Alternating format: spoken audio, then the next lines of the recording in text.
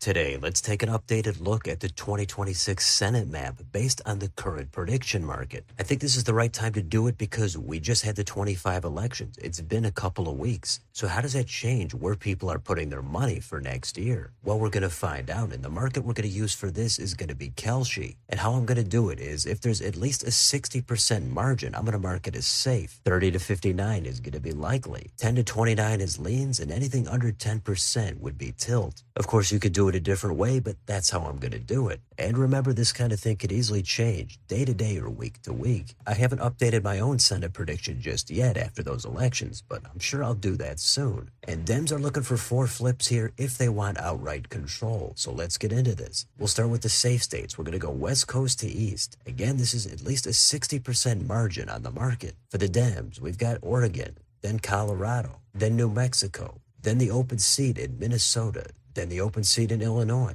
Then in the Northeast, it's the open seat in New Hampshire, followed by Massachusetts, Rhode Island, New Jersey, Delaware, and Virginia is the last state. I don't think much of this is a surprise, especially in New Jersey and Virginia. After we just saw the Dems vastly overperform, I don't think Republicans think they have any kind of a chance in those 2 states. Now we'll do the safe states for the Republicans. We'll start with Idaho, then Montana, Wyoming, South Dakota, Nebraska, Kansas, Oklahoma, Arkansas, Louisiana, Kentucky, Tennessee, Mississippi, Alabama, the special election in Florida, South Carolina, and West Virginia. Those states all not really too shocking either. You might point out Nebraska, where that's pretty much going to be between Pete Ricketts, the Republican, and Dan Osborne, the independent candidate. If Dems don't field a candidate and Osborne surges, then that one could get more narrow. But for now, the market doesn't seem to be too concerned about it. Now let's go down to the likely states. These are between 30 and 59% on Kelshi. For the Dems, we've got 3 states. First, it's Michigan. This is an open seat. And with the environment expected to lean blue, this doesn't surprise me all that much. Yes, Trump did win the state in 24, and the Republicans came really close to flipping this seat last time. But it's an entirely different national environment now. The Dems seem like they're favored here. The next state is North Carolina. This is a seat currently held by Tom Tillis, and it looks like it's going to be a battle between Cooper and Whatley. Cooper, the former reasonably popular Democratic governor. And this is a change from the last time I did this video, a little more than a month ago. Before it was a lean rating. This time it is likely. After those 25 elections, I think people are bullish on the Dems having more momentum here. It doesn't mean Cooper would win by 5 or 6 points, but the chance that he's able to at least put up a W here, it seems like it's gone up. The other state is nearby Georgia. This is the John Ossoff seat, and Republicans are still looking for their candidate. It could be Mike Collins, it could be somebody else. We know it's not going to be Brian Kemp, but in the expected national environment, which would greatly benefit Ossoff,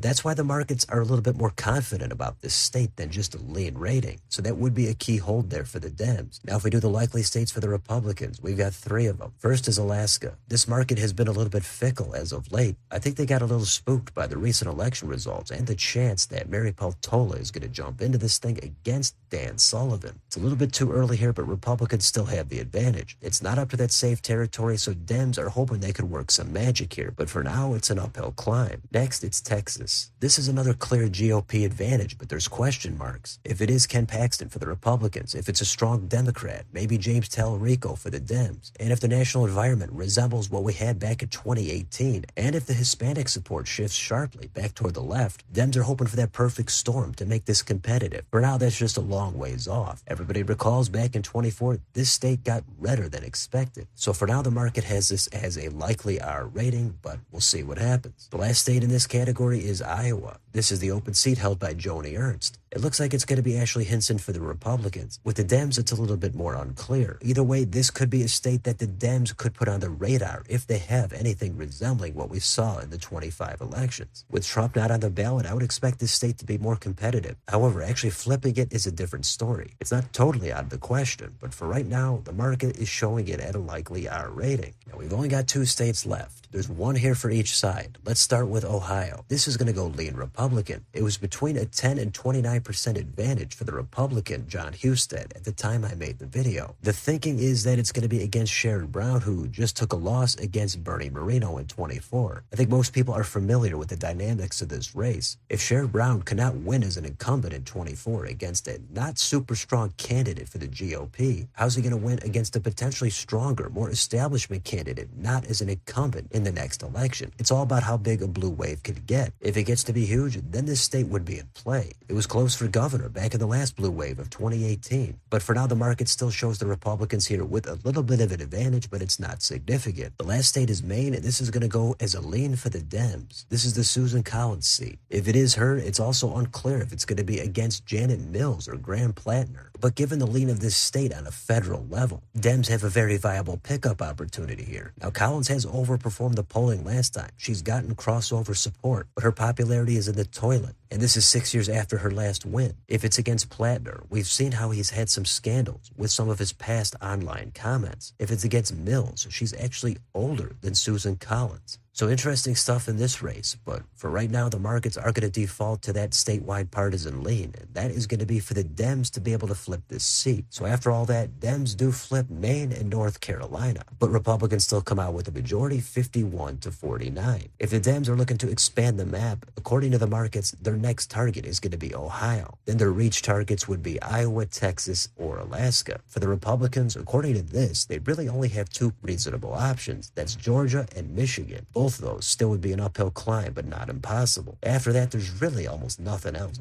Maybe New Hampshire or Minnesota, but I think those would be out of reach. So anything could happen over the next year, and as we start getting into primary season, it all depends on who the candidates are going to be. It depends on the national environment. And sometimes 1 or 2% in a certain state could be all the difference. And the markets are not always right. Sometimes they change on election day or right before. But they're not a bad thing to take a look at from time to time. They're just one piece of the puzzle. And as of right now, Republicans are favored to hold the Senate. It's not overwhelming, but the Dems are looking at a multi-year cycle if they're looking to regain power here. So only one ratings change here since the last video, and that's North Carolina going from lean to likely. Other than that, that's it. Let me know in the comments. What do you think about the markets? Are they a good predictor for what's going to happen? Do you think they matter much at this point, or do they matter right before the election? Which states and which candidates do you think are going to change the markets the most? And what about the national environment? Is it going to be as blue as what we saw in 25? How does that translate into other states? Or do you think that was a fluke? It's going to be way redder. Let me know what you think down below on your way out. Don't forget to like, share, and subscribe. Join if you'd like to help support the channel. Thanks for watching. I'll see you next time.